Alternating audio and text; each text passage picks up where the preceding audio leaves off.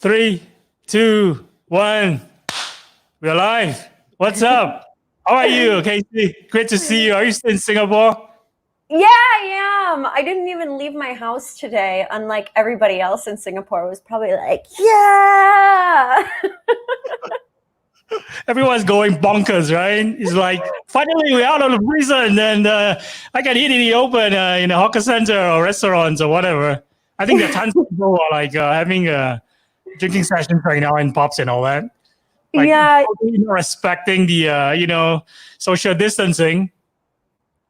yeah. I'm like, it's kind of like, when you were a kid and you were grounded for like a month or what? We were grounded for like 2.5 months, and then you finally get out and you go buck wild.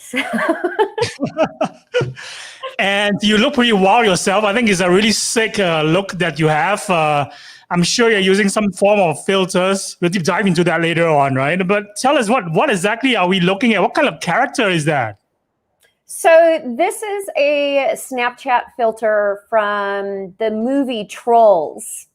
They did a huge campaign with AR filters on Snapchat and Instagram and many different characters. And I'm using like Guy Diamond because he's all sparkly and I like sparkles. That's really fantastic, and I think this is the right time. We have some people already, coming into this live broadcast and watching us right now. This is a good time to introduce you, right? Your LinkedIn title is very interesting to me. You are known as the VR for dementia, AR for Facebook, Instagram, VR, AR Singapore, digital marketing and event producer. So that's quite a handful. You wear different hats. Yeah, I do. And I'm a mom.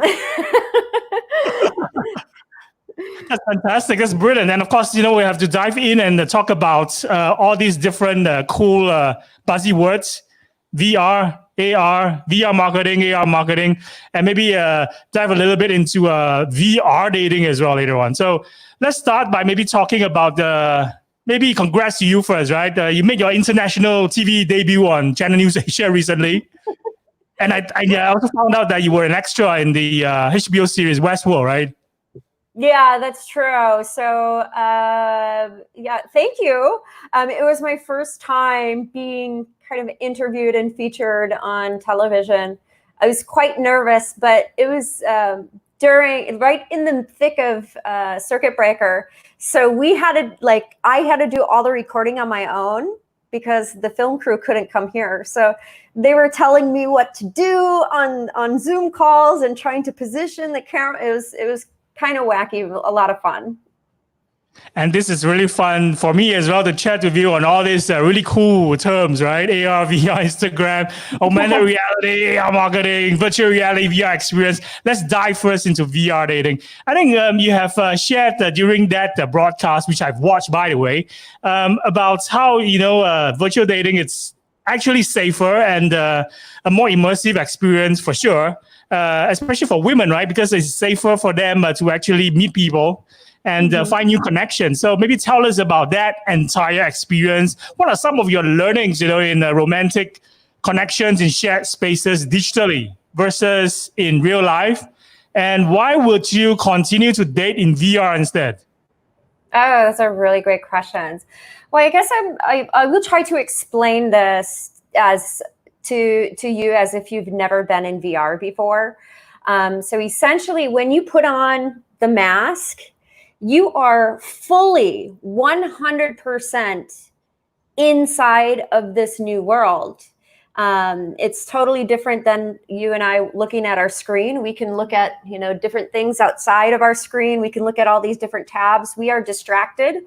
So that's the one main element of why there's some sort of success here in making a connection, because there is 100% focus on that other person that is in the experience with you. And you don't get that on a date. Like you see like people wondering their eyes. So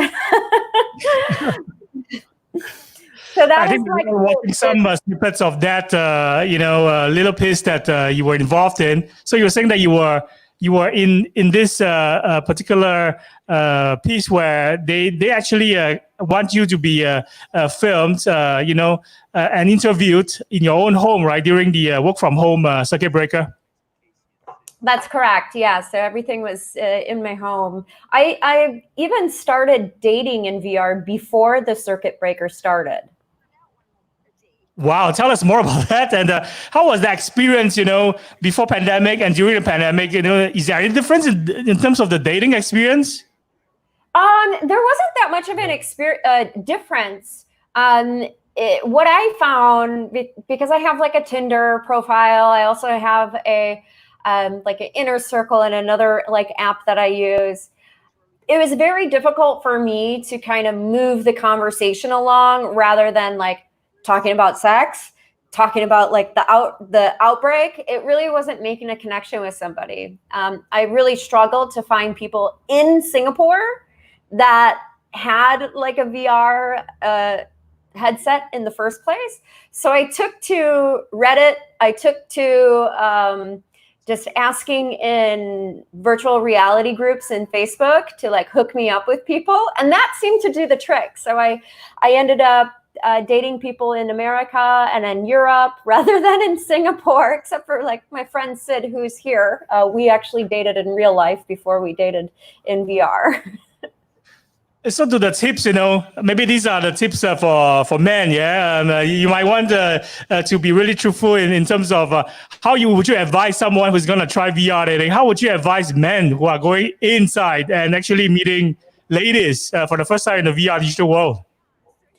Well, that's an interesting question. Well, you first have to meet them off of VR. And making sure that the other person has a headset too. But saying this, if you are really serious about dating a woman, like you're going to go out and spend maybe like $400, $500 on a night, on an evening. Like, I don't know, that's usually what the bill is at the end of the night when we go out in Singapore. Now, if you put that into perspective, like the technology that I'm using here on Channel News Asia, that only costs 350 Singapore dollars. So if you're saying you want to date this woman, and maybe for some reason you can't get to her, send her an Oculus Go and start dating her in virtual reality. That's the only way. That's the only advice I have, because there's always going to be like, oh, it's too expensive. I'm like, wait a minute. If we went out in Singapore, we went to C'est La Vie, we went to like out for dinner, you'd be spending quite a bit of money on me anyway. So yeah, makes sense to buy the technology too, and then you can use it again.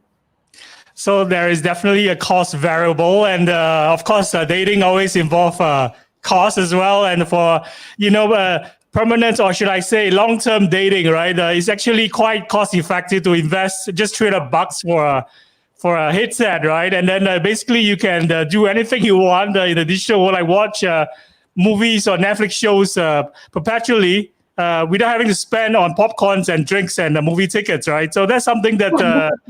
For the cost-savvy, man who wants to use this as a way to save money and meet ladies, I think this is definitely a plus for men. So we're gonna maybe talk more about dating exclusively in VR. To make a true connection with someone in VR versus like using dating apps or even WhatsApp or Tinder, of course, or using Zoom, right, to meet face-to-face virtually. What are the factors that will make you stick to this form of dating, for forever? Well, I don't think this is going to be like exclusive VR dating at all. And when I started my 8-week dating, like social experiment, I gave myself rules like no looking up the person online. Even if you really, really like them, you can't invite them over to have like real sex. like none of that is happening. And I wanted to have like really interesting like data points for myself to be able to make decisions and interpret the data that I was receiving from the other person. So I after I did that, I still kept in contact with like a couple of the guys, like on WhatsApp. One of the guys had a girlfriend, so we were still like experimenting in this, and we actually became really great friends. Even his girlfriend is a really great friend. We have like a WhatsApp group. So it's not to say like the virtual reality is going, like the dating is only going to stay in virtual reality. Hopefully, like the point is like to find love, like, and to be with somebody. And virtual reality is never going to replace that, you know, cuddling with somebody, or like, I don't know, you know, those embarrassing moments when you're first dating someone and somebody lets out a fart, like that's not gonna So this is completely opposite to what's been portrayed in the Black Mirror episode, right? I think the previous season of the Black Mirror episode, there was one VR dating episode where they basically, want to stay in the VR world permanently. They don't even want to face reality, so they never locked out. Isn't that something nightmarish? I don't know. I can see that happening. Maybe in the future, but like for me, I'm a very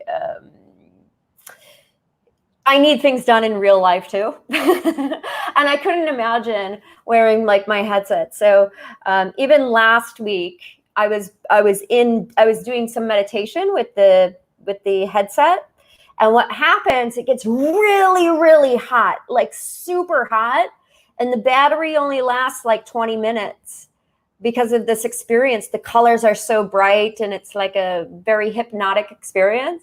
And when I took it off, I had like blisters on my nose because it was so hot, and just like essentially like rubbing the skin off my face. And I'm like, this is a problem. How are we supposed to use VR longer? So I was like, okay, well, what kind of products could I make here? So I'm like brainstorming. Oh, I can make like cooling goggles, like inserts that go in the goggles, like aloe vera, stuff like that. So there's still lots of limitations where people are not going to be able to stay in it like 24/7.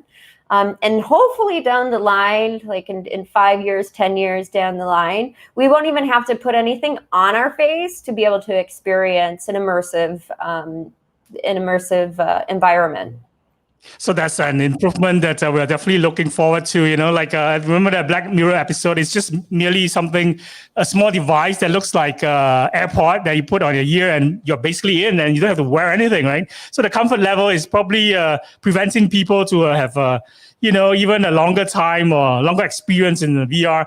And we're going to be really excited to see how this technology is going to take off in the next couple of years. Well, you mentioned something that nailed in the head as well. Is this cuddling or this intimate moments, this real life, face-to-face moments, in-person experiences is what people crave for. I think the pandemic has proved that this is 100,000% true. It's like today is the phase 2, day 1. Everybody's out shopping, eating, and dining, and this is definitely a proof that people yearn for this sort of real experiences. So not just living in a digital world permanently. We're going to move on and talk about meditation. I think interestingly, this morning I was posting a few clips about meditation. One which is an interview that was done with our late Minister Lee Kuan Yew before he passed away. I think in 2015. He was recorded, I think, 3 months before that. So he was like very unembarrassed to even share his experiences in meditation, sharing the benefits of, doing like 10 minutes, 25, 20 minutes of meditation in the morning. So I understand you've been doing meditation as well. I could tell, from that aura that you're basically, showing us, even though you are masked with your, VR filter gear. But, we could see there's a glow in you. You're definitely someone who meditates a lot. Tell us, in terms of doing meditation with an Oculus VR, I think you use an app that is called Cosmic Flow that you highly recommend, right? And how was the experience, doing meditation in that form and streaming it live to your friends and family so that they could see what you're seeing? Well, that's a really interesting question, because meditation normally is a very personal experience and a personal practice, unless you're at a yoga or a group meditation, which I used to do. here in Singapore a couple of years back, a group meditation at one of the Buddhist temples in Chinatown. But I have been falling in and out of my meditation. I do have a schedule that I have in the morning where I do journaling, and then I do meditation. And then I also have another meditation. It depends on how much time I have for lunch. That goes for an hour. And I wanted to explore this app in VR. So I did. And then I was like, oh man, I got to show people this. I got to show people all about this, because I really love the kaleidoscope, visual trance state stuff. And then pairing that with affirmations and positive statements. Like, that is how I've been trying to retrain my brain to rewire and open myself up to new possibilities. And that seems to be working. So will you continue to do this? Like, how regularly do you live stream your meditation? I only did it one time, only once. Hey, I think when I start doing this meditation thing as well, and purchase, this app, Cosmic Flow, right? If I try it, I like it, I'll probably do it every day. Just like working on a gym, right? You need to see action constantly, and once you keep it up, that's where you see a lot of great, benefits. Have you checked out this Netflix show called The Midnight Gospel? No, to be honest, like, I've been really good. I kind of took Netflix off of my computer and off of my phone, so I haven't been on Netflix in a long time. I think it too, right? When I saw that you were streaming live on Facebook doing meditation with Cosmic Flow, it reminds me immediately of this show. It's basically a podcaster like me, but it's an animated series. So it's basically this character who is a podcaster. He basically enters in a simulator, and that, coincidentally, it's shaped. The simulator is shaped like a womb. So it's like he places his head inside the womb, and he gets to launch himself. Like an orgasm. He launched himself into the multiverse and basically find strangers to interview for his podcast. So it's like an adventure, really, and it's a highly recommended show. I think probably you will love it. You will like it. You go check it out. This show later on. It's basically a show about death, and of course, meditation being a great way to process or to prepare, yourself for death. So I kind of like the message that is, all over the show, and hope you like that one as well. Let's dive into more questions for you. Some of these questions are submitted by our audience. 80% of them are CMOs. 30% are founders and entrepreneurs. So they want to ask you about your latest poll results. Many have actually came across and participated in your poll on LinkedIn, where you ask, where have most professionals on LinkedIn ever tried augmented reality? So I voted Snapchat. And I think you gave a list of 4 options, right? I think these are the top 4 options right now: Instagram, Snapchat, Google, and Facebook Messenger. Which one did you vote? Which one did I used all of them. let me try to find the results and see what we have. I wanted to ask a lot more, but LinkedIn limits the amount of options you can ask. Yeah, that's true. That's like only 4 options, right? Yeah, it's like, come on, I need more. There's so many other places that people like probably have tried it, but they didn't realize it. LinkedIn people, are streaming this live on LinkedIn as well. When they watch this, they will add a 5th option for you the next time. I hope so. I still have finding results in terms of what are the first thing that struck you when you see like Instagram is number 1. Really? Is that true? Yeah, 49%. Then we have Snapchat is 31%, Google is 14%, and 7% is Facebook Messenger. That's out of 74 votes. Fantastic. I think I'm a little bit slow when it comes to the Instagram filter feature. I discovered Snapchat through my kids. I have 2 teenage kids, and they were on Snapchat like 24/7. That was like 2 years ago. So now I think they are really huge on TikTok, but I doubt they are actually, discovering these great filters that are also available on Instagram, because they're no longer on Instagram, surprisingly. They're all over TikTok. So I'm going to ask you to update those of us who are on Facebook, which is really important for people in the 40 to 80 years old demographic. And for the Instagram, people who love to post beautiful pictures, and of course, their food porn right now, especially what they're eating in outdoor places on Instagram. Can you maybe share some tips on how to nail it when it comes to conducting an Instagram campaign, which is related with augmented reality? Yeah, that's a really great question, and I'm really happy to share what I've learned.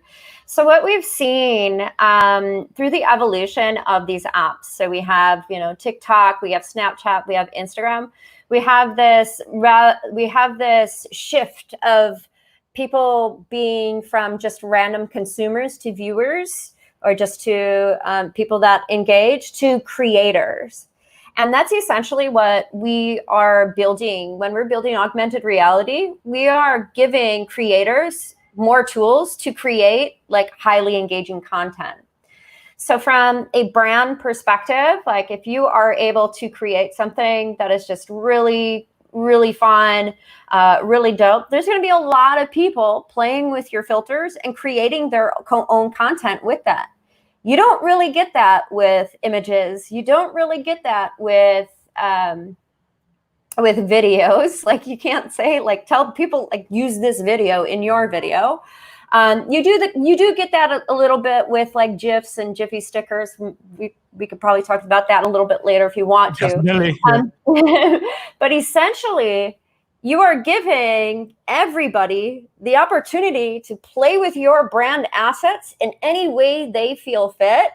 And from when we're thinking of in terms of like impressions and how the brand recall happens and the memory recall of the brand, it comes out to be like 70% higher than watching a video or looking at an image when you're playing with an AR experience.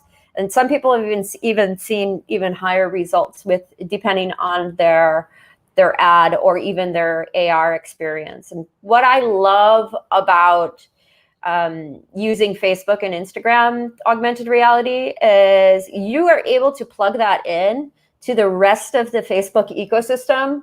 And from the very, very start, when this platform launched, I was thinking, okay, how can we use this to increase sales? How can we use this to increase lower lead costs? And that was one of the things I figured out as soon as possible. Like, how can I do this? How can we make this? Whereas other people are like, whoa, this is cool. You can get millions of impressions a day. I was like, yeah, that's really cool. But for, a CMO or,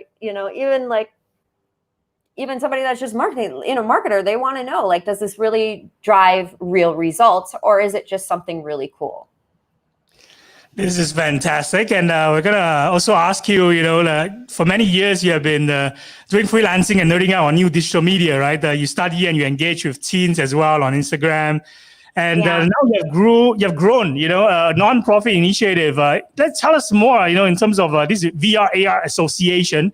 I think you are the co-president in this VR AR association. Tell us what you do there and how do you get started out in this journey in the first place? Oh, that's a really great question too.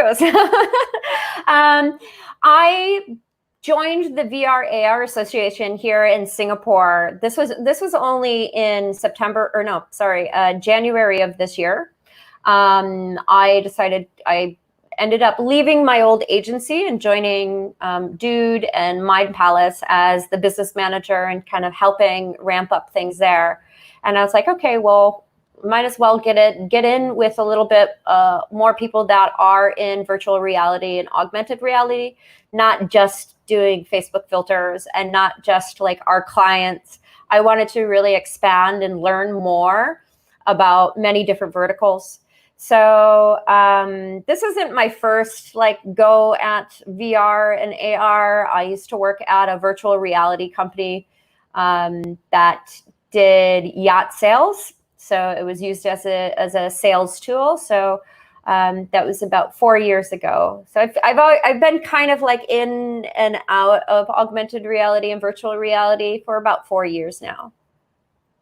That's fantastic. And, for those who are finding out about AR and VR for the first time, you're definitely the go-to person to get educated and also to maybe run some cool campaigns together with. So tell us who are your client base in terms of who are your client base composed of? How do we actually, find you and find out about your work as well? Sure. So most of our clients are other agencies. So we work with the agencies that work with the larger brands or even smaller brands. We also work with like the Singapore government. McDonald's is one of my favorite clients that we worked with. We also did all the Kindness Day filters for Singapore Kindness Day last month. So that was a really fun project.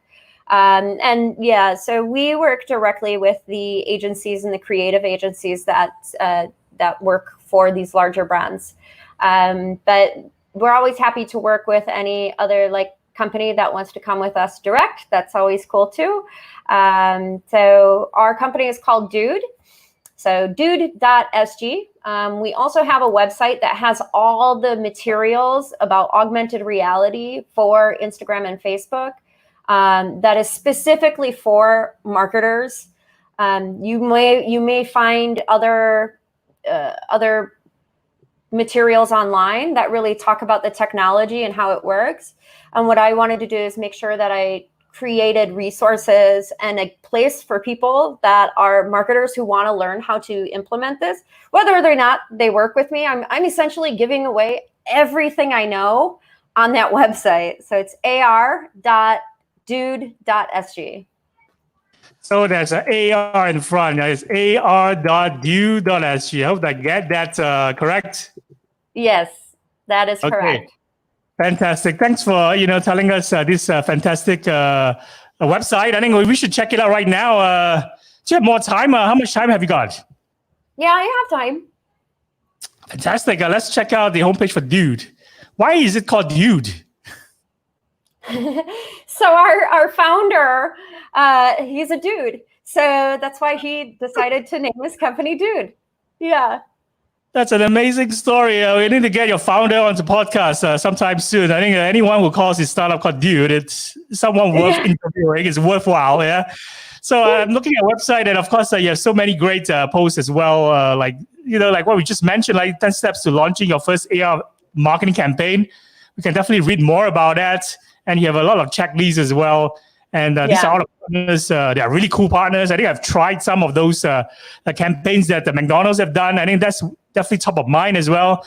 So we're going to maybe look at your website in detail next time. Maybe now is a great time to maybe talk about the elephant in the room, COVID-19, right? Has that, make tricky for you in terms of creating campaigns with your partners like digital agencies, marketing agencies? How much of an impact has COVID-19 and actually disrupted and make things or some of your projects really chaotic right now? How are you dealing with it? Man, we are in the best industry ever at this time. We have been more busy than ever because augmented reality can be deployed digitally in a physical space. It doesn't really need anything like really made for it. We did have a couple of people that had events that did postpone their campaigns. But for the most part, we have been just on the up and up and up.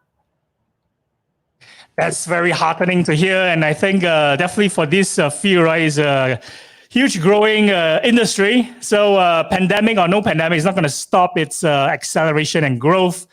Maybe if we talk about chatbots, I think that's another area where you have a great expertise in, I believe. Like the Next Web has recently, posted an article, I think earlier this year, where they were actually predicting the death of chatbots in 2020. That was before the pandemic started, of course. I want to get your hot take in terms of chatbots. Do you think that with most consumers and businesses and brands themselves finding out is a really, not that great experience using those script-based chatbots, right? what's in the future for chatbots? Is it like what the next web has predicted is going to die? I don't think so. I disagree with that.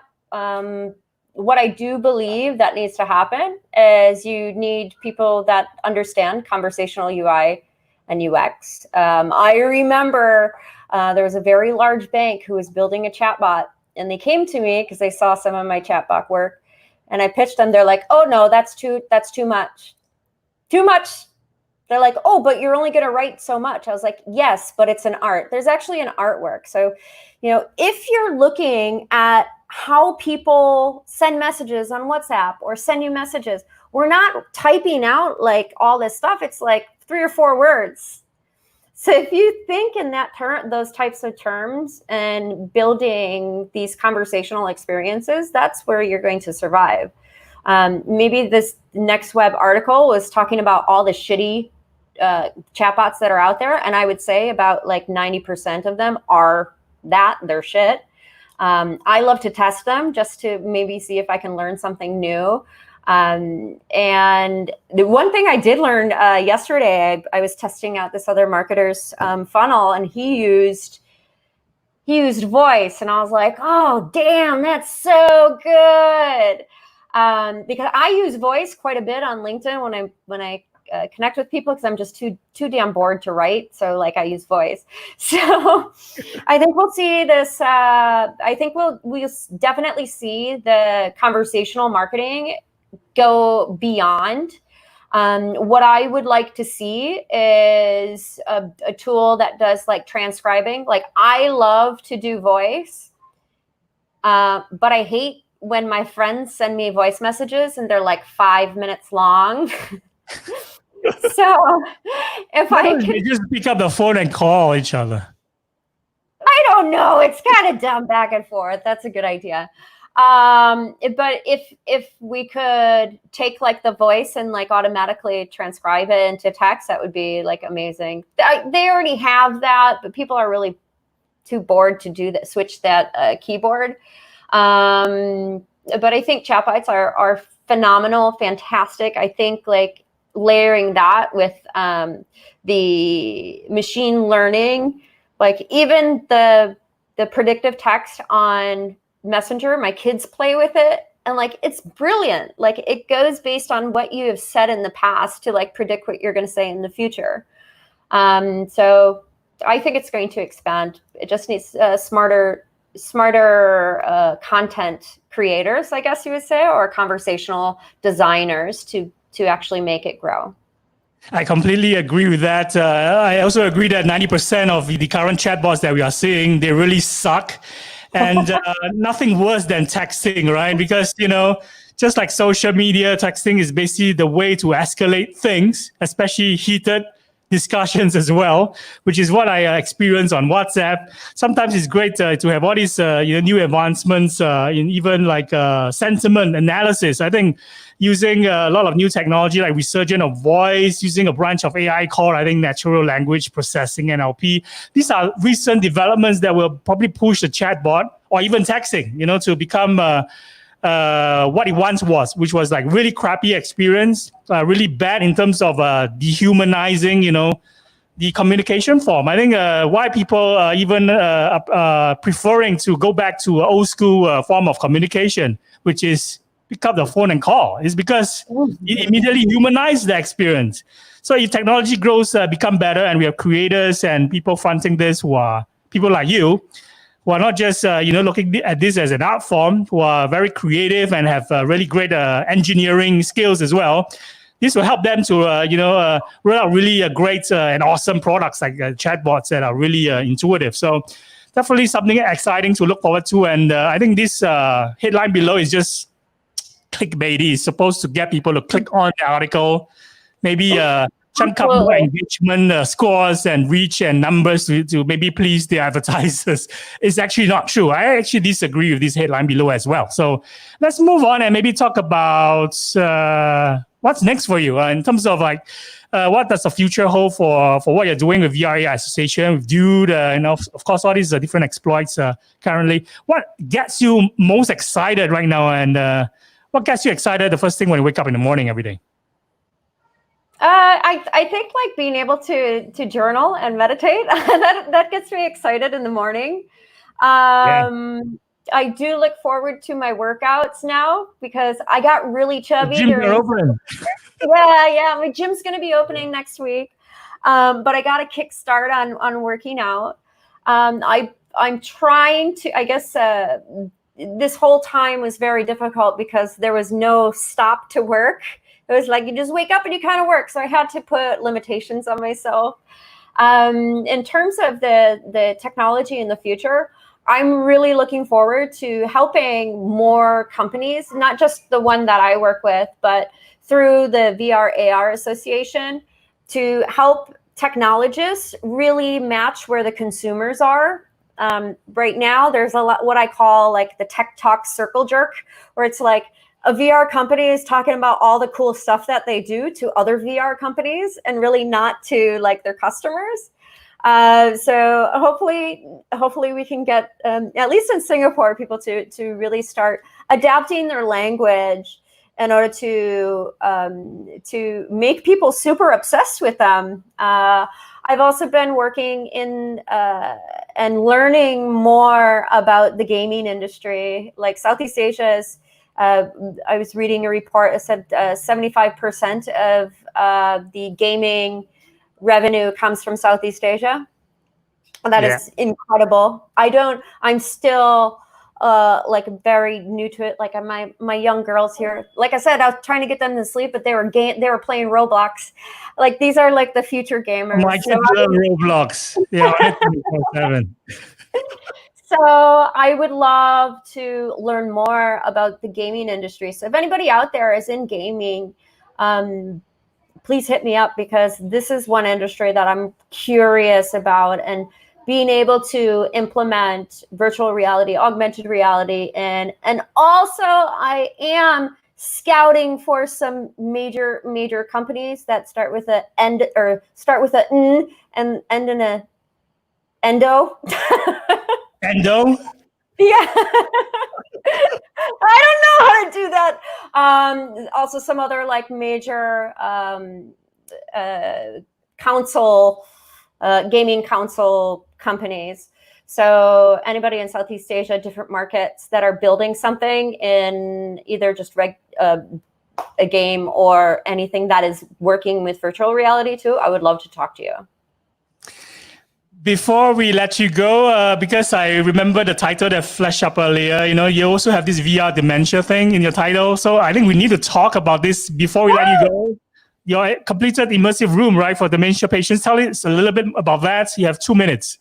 Yeah, so we work with nursing homes, and one of the things we saw, one challenge we had was older people have like really frail bodies and they transfer diseases. So we decided to get rid of the headset and make these like immersive rooms with like a Kinect.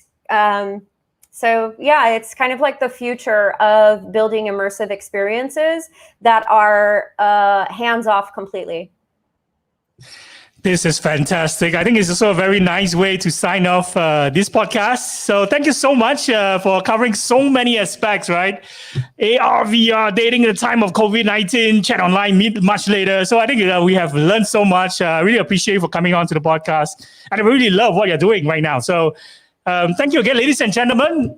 This is our podcast guest, Casey. So we'll see you very soon, yeah?